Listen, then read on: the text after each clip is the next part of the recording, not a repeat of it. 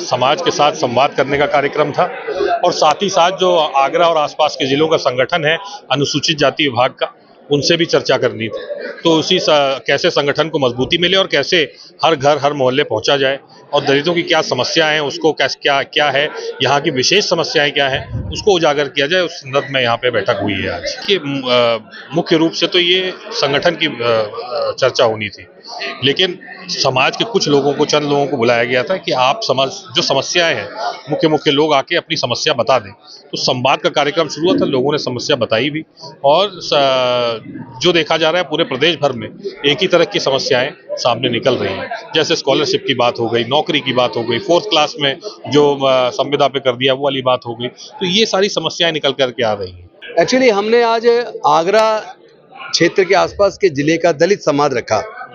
दलित समाज के माध्यम से क्या क्या समाज की समस्याएं हैं, किस तरीके से शिक्षा को महंगा करके सरकार एक साजिश के तहत उनसे शिक्षा छीन रही है, किस तरह बीजेपी की सरकार के दौरान डिसइन्वेस्टमेंट मिनिस्ट्री बनाकर भारत सरकार के इतने सारे उपक्रम बेच दिए, सरकारी कंपनियों को बेच दिया, 4th क्लास एम्प्लॉयमेंट को पूरी तरह आउटसोर्स करके ठेके पे दे दिया। तो एक दो वजह से हमारे लोग तरक्की कर पाए थे, एक रिजर्वेशन से, नौकरी से और दूसरा पढ़ाई से। लेकिन बीजेपी की सरकार ने शिक्षा को महंगा करके केवल शेड्यूल कास्ट शेड्यूल ट्राइब नहीं बल्कि जनरल कैटेगरी के भी 70% से शिक्षा को छीन लिया है। शिक्षा इतनी महंगी हो गई है तो समाज के आगे बढ़ने के रास्ते को बंद किया है।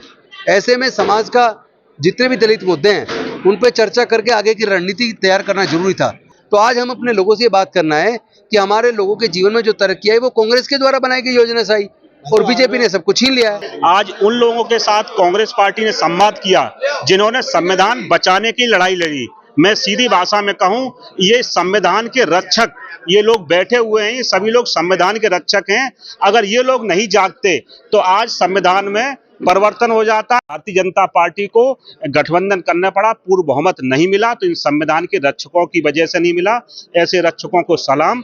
और हम ये कहेंगे कि आगे भी हमें जागरूक रहना होगा और जिस दिन हम जागरूक नहीं हुए, जिस दिन हम सो गए, उस दिन ये मानिए संविधान संकट में रहेगा।